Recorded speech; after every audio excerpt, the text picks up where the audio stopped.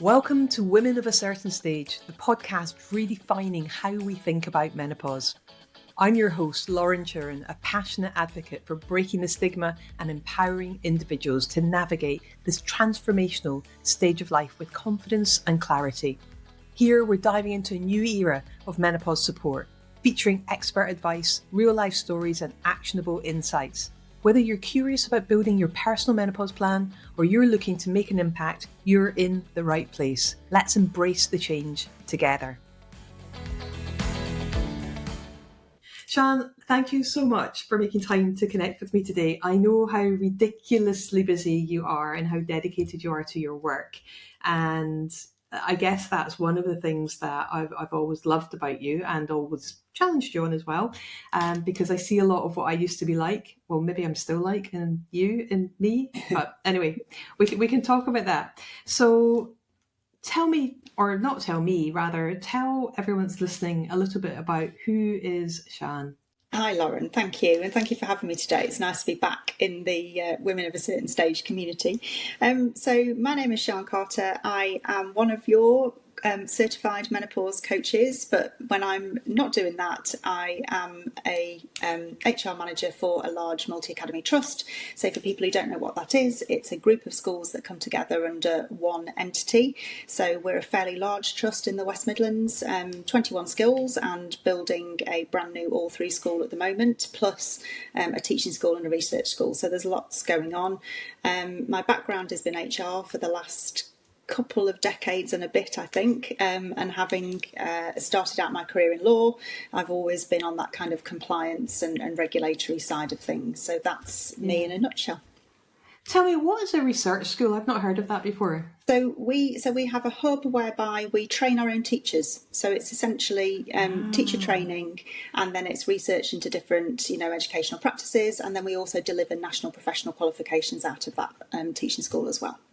So do you have other teachers come through your hub even if they don't work for you? Yes, so we would train teachers, students who want to be teachers, we train, and they go out into the world having been trained by us. Amazing, yeah. Amazing. And does menopause form any part of that process?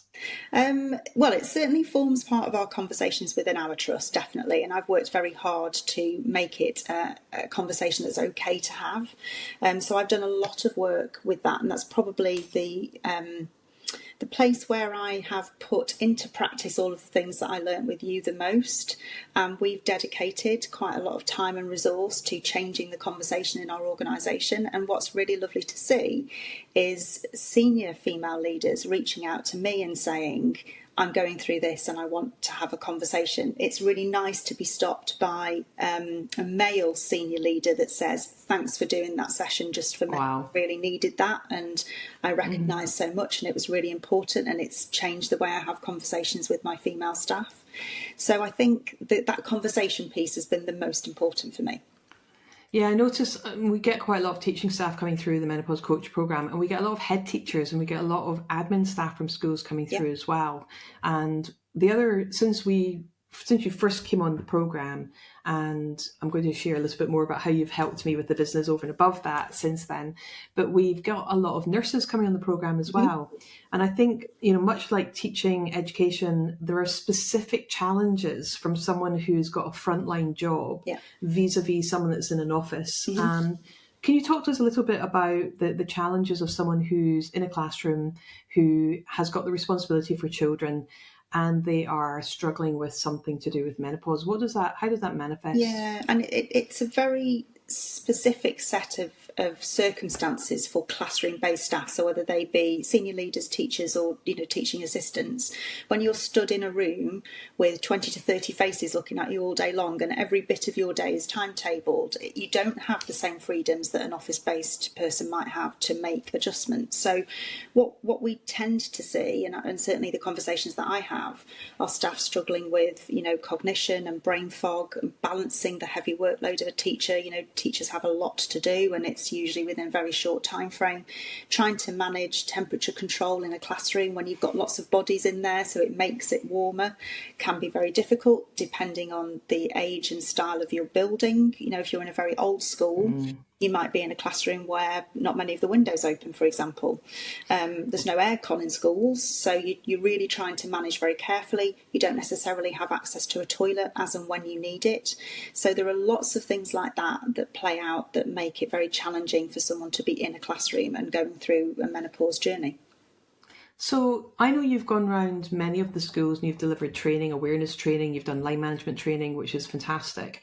How does that then get translated into making practical solutions for classroom staff and for non-classroom staff as well? Yeah. So this is one of the things that I always focus on in my practice as an HR professional, but particularly in relation to this, is it's fine having a policy. Lots of organisations can say we've got a menopause policy, but then what? A policy is something that sits on a shelf. You've got to be able to bring it to life. So a lot of the support I've provided is through really practical guidance. So our line managers and our employees have a practical guidance document. There's information in there about how to have a conversation. There's information in there about how to respond to all of the different symptoms and what kinds of reasonable adjustments could be put into place for somebody. So it's a lot of that practical stuff. It's about utilising services like occupational health much earlier if someone's struggling, to get input into how we can support them in the workplace. And things don't have to be expensive or complex. It's about, could you make sure that someone's got a fan? Can you make sure someone can have a water bottle? Can you make sure that where you've got a woman who's bleeding really heavily, you could put a teaching assistant in there at certain times of the month so that she can go and use the toilet if she needs to. Is that something you've actually been able to do? Those are things that we've spoken to schools about doing, and those are adjustments that are available. Certainly within our trust, we would make sure that we can facilitate that. Whenever I visit schools, and if I use the ladies, I'm always very encouraged to see that most of our toilets have a selection of sanitary products. So just lots of very practical things like that. But I think, again, the biggest thing is enabling a line manager to be courageous enough to have the conversation, but also have the employee know that it's a safe space to raise their concerns.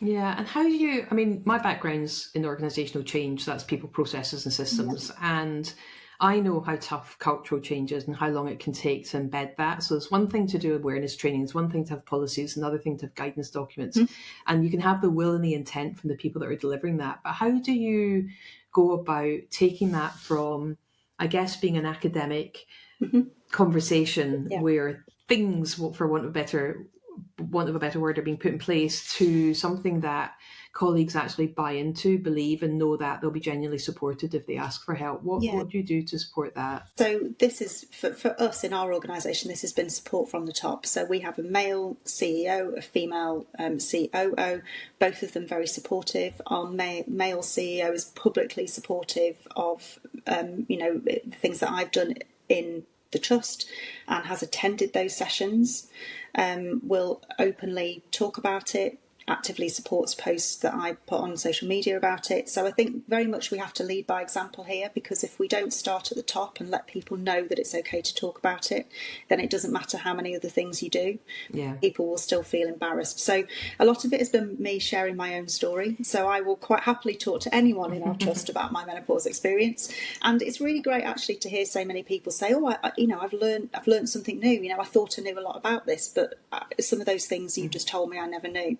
So it is very much about normalising the conversation. I've got female senior leaders who are incredible at working with their team and saying, actually, do you know what, in the middle of a meeting when I forget something, it's because of my menopause symptoms. So they've been very open in saying, this is why I am how I am now, and this is what I need from you in order to help me. So it's about having that safe space to ask and for people to respond to it in a way that is not degrading or jovial. We don't make light of it, we don't make fun of it. It is what it is, and we get on with it. And at the end of the day, education, a bit like healthcare, the majority of people that work in education are female. Yeah. And, we know that we're not just talking about women when it comes to menopause, we're talking about our non-gender, our transgender, non-binary and gender questioning colleagues as well. But the reality is that the majority of people who work in education are female, and the vast majority of them are between 35 and 55. Yeah. So I don't know if those demographics play out within your trust or if you've got slightly different demographics. They do. They play out across education generally. I mean, I think the difficulty we have in the education sector is the mass exodus from education. So I think last year something like 43,000 teachers left the profession. A fairly big number of female teachers left education. So what we need to do is to be changing the shape of the workplace for women that we desperately need to retain, because with less people going through and us not being able to retain them, we're going to get to a place where it becomes very challenging to have that level of talent and to be able to, see people through and support them if they want to go into a leadership post.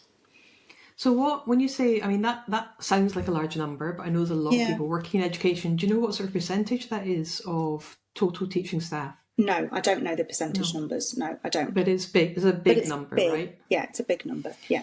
So I'm curious then, we know in industry-wide we lose women in their mid-30s because they don't come back after the second child. We know we lose them again in the mid-40s and beyond because of menopause, caring responsibilities and other life circumstances. Have you got any data or statistics on what is causing people to leave teaching? Well, the biggest issue with teaching is the workload usually. So it's about the balancing of, I have to be here at this particular time. In addition to that, I've got marking to do, I've got assessments to do, I've got planning and preparation to do, I've got Ofsted looming. The pressure of the job tends to be what causes people to leave teaching. And also, some of those would say lack of wellbeing support as well. It's the levels of stress and the potentially inflexibility of the day. At the end of the day, you're a teacher, you've got to be in that classroom. So it's very difficult to say we'll take you away from that because that's what you're there to do. So then it becomes about getting creative with how we support people. And I think that's made a big change. Yeah, and I think that is a big challenge. I worked in my son's school for over 4 years, and it's a completely from nursery through to A levels. So it's completely all ages. I don't know the right terminology. All through, is that the right? So if it's, all ages, all through, all through. So I worked there for 4.5 years, and I wasn't teaching. I was support staff, but it was fascinating to me the level of commitment that teachers give. I mean, it's a vocation. It's absolutely a vocation. School doesn't start when the bell goes, and it certainly doesn't finish when the end of day bell goes. I can see that for sure. And I can also see why during term time, a lot of teachers just don't have space or time for anything other than their job. And it comes to the summer holidays or winter holidays or maybe the Easter holidays when they actually get some headspace to think about anything outside of their job. And I can see why that is. Yeah. Because it is phenomenally demanding. I've worked in a lot of industries, but that's one that I absolutely take my hat off. And the school that I worked at, I did do some menopause awareness training with them, and everyone was incredibly grateful for the knowledge. Yeah. And the reality was that they wanted to do more. They wanted to start thinking about what they could do and what they could put in place. But their inset days, which is the only real opportunity for them to get any training, were so jam-packed with mandatory annual training that there was very little space to do much more than that. So how did you go about going and delivering the line management training and the awareness training throughout the trust? So we did a focus on it. So I think it was October time because it was around World Menopause Day, and we did it in the afternoon. So we did every afternoon for a week. So I delivered a different session aimed at different groups of staff every afternoon for a week, and people could join that if they wanted to. We put lots of resources on our shared sort of intranet, our internal intranet, so people have got those to go back to. I've delivered similar training to other trusts locally and did things like lunch times or, again, afternoons straight after school. And actually, it's surprising the number of people that come. And I think one of the things that's been really interesting from my perspective is line managers who have recognised staff that are working for them that are really struggling, that they thought had capability issues, and have at the end said, oh my goodness, this person is struggling with menopause symptoms. I'm going to go and have a different conversation with them. So that's really, that makes my heart happy, because it means that you've shared knowledge and you've shared your own experience that can effectively change someone else's experience, because that woman might have been on a route out or might have thought, I'm going to have to leave my job, and actually what she needed was a different conversation and some support. Wow. I mean, that gives me the tingles, just because if only someone had reached out to me before I left my job, thinking he had early onset dementia, not knowing that you could go through menopause at the age of 37, which I did. I don't know. I don't know how I would have reacted if someone had approached me about menopause, because I can't rewind the clock. But I do know that I was desperate, and I mean desperate with a capital D, for someone to reach out and have a meaningful conversation and really be there and help me find the right support, because I really needed it. Yeah. And that would potentially have stopped me from leaving my job. We wouldn't be having this conversation, right? We wouldn't have met. And the thought that you've been able to have conversations that have changed how other people think about approaching what they thought were performance conversations to being support conversations is going to have a massive impact and different outcome for those colleagues. Yeah, and that's one of the reasons why I wanted to become a menopause coach, was because I had a similar experience to you. So early menopause, was experiencing symptoms from about 37, was postmenopausal by 44, and actually what I didn't have was anybody to sit and talk to about it. And you can have lots of knowledge, it's fantastic. We are living in an age where there's never been more knowledge about, more information about menopause, which is fantastic. But then you need to have that space to download with somebody, and I think that's where a coaching relationship is really important, because it gives you that safe container to sometimes just talk to yourself. Often the coach doesn't ask questions, but what you're doing is just unpacking your own thoughts, and you have that space to think, okay, what's next for me? Because actually taking back control is very important in menopause. It's, it happens to everyone, so it's not something we can avoid. The only way to get past it is to go through it. So you have to make that the best journey that you can for yourself. Yeah, and I remember, when we first met and had that initial conversation, and then you decided to join the first public cohort of the Menopause Coach programme, and you very quickly turned that around into real action that you took out into your workplace and supported other people. And to this date, that you also took 2 practice clients through the Menopause Plan, which is my signature coaching program. And to this date, I still see one of them regularly online and talking about how amazing the support you gave them was through that process. When you've taken people through the Menopause Plan, what sort of experiences have they had, and in what ways has that helped support them? I think the opportunity to just sit and reflect on separate components of your life at this stage is perhaps the greatest gift that you can give somebody, because it usually happens at an age where we're juggling and balancing an awful lot. There's a lot going on personally, there's probably a lot going on career-wise. So the sorts of things that people come to realise, I think, are really, quite important. And but whatever you're talking about, so whether we're talking about how they eat or how they move or how they sleep or what their routine looks like, all of those really important pillars that form part of that plan, it's the look on someone's face when they realise that they don't have to really do a lot, but they have everything that it takes to make a really significant change. And then it's the compound effect of those changes. It's the consistency, and you're there as a coach to support that. You can check in with people, you can work through where they've met some challenges, and that enables people to build a completely different routine that in some cases is transformational. Yeah, I love when people get to the end of the program and you just see that kind of glow, and that confidence, and that everything, like they're back in control of their life again. I love it. So I'm curious, because we both trained with another coaching school in the past, and so a lot of the time people will come to the program who are coaches already, or who are not coaches, and as a result of conversations we had, I also invited you to come on board as my learning and development manager, and as my coaching specialist, my listening skills and coaching skills specialist. And as a result of that, obviously people are getting the benefit of your skills and your approach to coaching. But what would you say to someone, first of all, who's already a coach?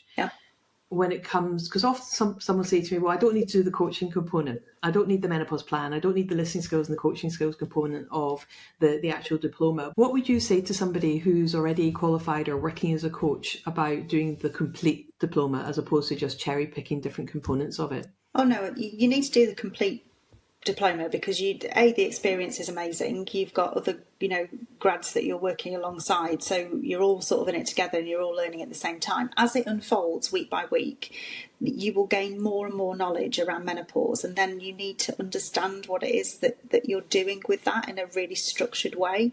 And I think the thing that's so amazing about the coach diploma is that you have the framework. So essentially what people are doing is learning how to work with clients through the menopause plan. So you've got that complete framework and structure that you take away with you essentially to practice.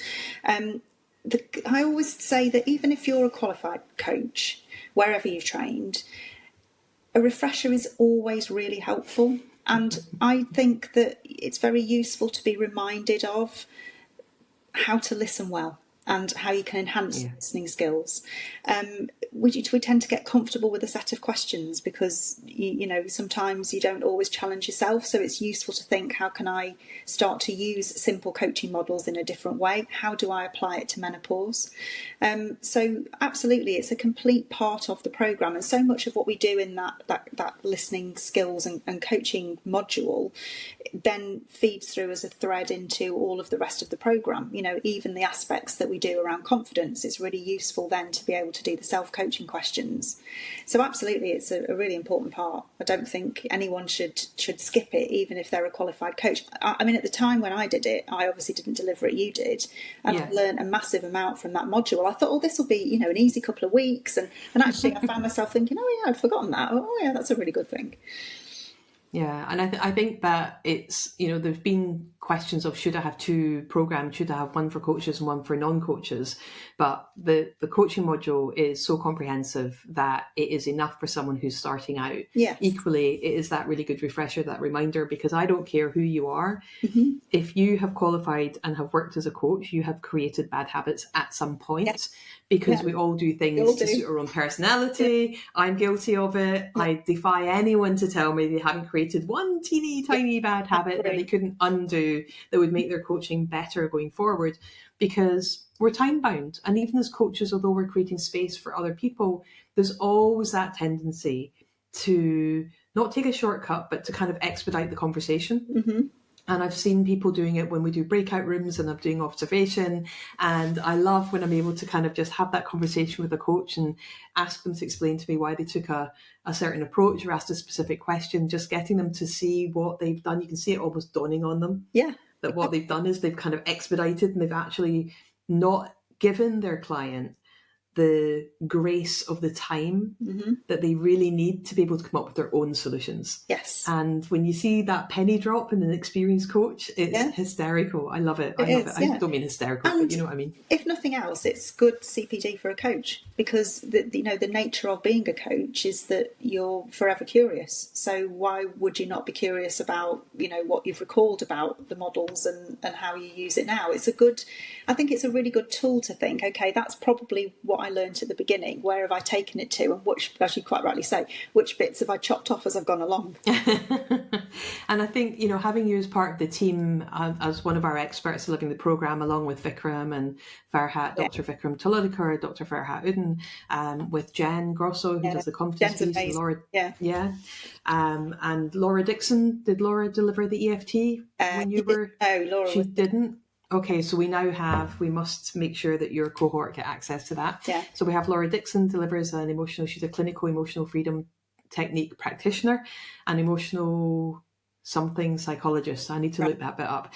And we have a whole range of other people like Sam Evans from Joe Devine. So we have so many experts now that deliver in the programme, because it's so important to me to make sure that people are aware that there are many, many different things that can come up for a client that might fall outside of the wheelhouse of a coach. And so you've got that cohort, that network that you can reach out to for additional help and support. Plus you've got the additional 12 months of grad sessions as well. Yeah. So looking back and thinking about your drive to go and learn more about menopause and to choose a menopause coach diploma, what was it that encouraged you to go down that pathway as opposed to choosing something else? So for me, that was probably very similar to, well, I know it's very similar to your story, is I had a really difficult time and didn't want other people to. So I was thinking about myself in my HR role and thinking, actually, I have a really golden opportunity to help people, and what's the best way that I can do that. And I looked at different programs, and yours was the one that I really wanted to do, basically for the way that it's structured. I think the amount that's in it is phenomenal. The fact that you get that framework to work with and you're taught how to use it, again, is, I think it's probably one of the only programs around that enables you to do that. Otherwise you just learn lots of things and then have to figure it out at the end for yourself. So really it was born out of my own personal experience and thinking, I don't want other people to feel at work the way that I felt. Yeah. What would you say to anyone who is maybe sitting on the fence considering what options there are out there? Say they're working in a similar capacity to yourself. What would you say to them about, making a decision on whether or not this is worth doing? Yeah, I mean, certainly in my profession, so any, HR professionals, I would say you need somebody in your organisation who knows this well. Every female in your organisation is going to go through this. It impacts everyone in the workplace, regardless of whether you are the individual going through it or a colleague or their manager. It's something that can really enhance your wellbeing offer. I mean, some of the stuff that we're doing is maybe not available everywhere within other trusts because of the fact that I'm able to do it, which I think is fantastic. So absolutely, certainly, if you are responsible for any humans, then I think it's absolutely key that you make sure that you're well informed about this life stage. Yeah, and if you think about menopause as being one of the critical things that anyone working in education has to be aware of, what would you say are the top 3 or 4 other topics? I know mental health is a big issue in education. So alongside mental health, menopause, what other things would you say are really key for education to be looking at and supporting people with? The 2 that we mentioned definitely would be the ones that I think are really important. You would probably put this with mental health, but I think the management of stress is really important. And I know that stress can exist on its own, or it can become a mental health issue. But I think certainly creating some level of balance, whilst that isn't a condition, it is a topic, and I think that's very important. We have to remember how much pressure is on people. And that's something that I think needs more attention. That well-being aspect. I was looking at, I'm sure you've seen this little video where it's a Japanese school where the teacher stands at the front of the classroom and her pupils are all lined up. And there's a chart on the wall, and you can either tap the hug, tap the handshake, tap the curtsy or the bow. And each pupil comes up, they tap what they want that day. So if they want a hug, they tap hug, they get a quick hug, they go into the class. If they tap high five, they get a high five. So everyone gets that individual connection, that welcome each morning. And what an amazing way to set everyone up in the right way for them. I love, if I see it, I must send that on to you. So what are the kind of key things that you're going to be doing and focusing on going forward when it comes to menopause in the workplace? Yeah, so we're going to continue to enhance the offer that we currently have. So we will be repeating certain interventions and sessions this year. One of the other things that I'd really like to do across the trust is identify people who could become menopause advocates or champions in our individual schools, so that someone has got somebody else to go and talk to. And the other thing that I'll be doing is more detailed training around menopause conversations and how we support people. So it will build. We're sort of building as we go, but we've got a really solid foundation. That is amazing. And I love the champions, as you know, that we run the Menopause Champion programme for that very reason. And we're noticing now in healthcare settings and education settings that they are making sure they've got at least one champion, depending on how many people they employ per site. So that someone's got some human being that they can interact with. I think that human connection is so important. We tell ourselves stories when we're not interacting with others. We start really believing those stories, which I know can be very dangerous, because I certainly fell foul of doing that myself when I went through menopause. I think we all do it anyway at different times of life. Yeah, I think we do. And the more we are concerned about something, and the less we trust ourselves or trust the people around us, the more we will withdraw into ourselves and start to really believe. So that community, that champion, someone who's got that specialist knowledge, the coach, the mentor, whichever one it is. I think it's so important for every setting to have access to somebody. Yeah. Sian, what have I not asked you today that you would love to have everyone hear about? I always say that whenever I talk about menopause, the biggest thing that I want people to know is that this isn't predictably going to happen in someone's 50s. Don't assume that this is something that women in their 50s or 60s have to deal with. So, if I think about the profile of our organisation, think about the average age of menopause, think about how long perimenopause lasts, I will have a lot of teachers in their late 30s who are probably experiencing symptoms. Teachers and support staff. So that's the thing that I always want people to know. Don't just think this is going to be something that will happen later in life. We need to be looking after everyone much earlier. I agree, 100% agree. As I became menopausal at 37 and you kicked off your journey at that time as well, we both have that first-hand experience of menopause not waiting for us until we were in our 50s. So with your help and support, I know your trust is in amazingly good hands. I trust you implicitly with everything that you've done for my students and my business, helping me on my journey. Sian Carter, thank you so much for your time today. Thank you, Lauren. Thank you for joining me on Women of a Certain Stage. I hope today's episode inspired you to think differently about menopause and the incredible opportunities this stage of life brings. If you enjoyed this episode, please share it with 3 friends who need to hear this message. Don't forget to like, subscribe and leave a review. It helps us reach even more people. You can connect with me on LinkedIn at Lauren Turin or visit our website at womenofacertainstage.com to learn more about menopause coaching, inspiring events and corporate training. Until next time, let's continue making a difference, one conversation at a time.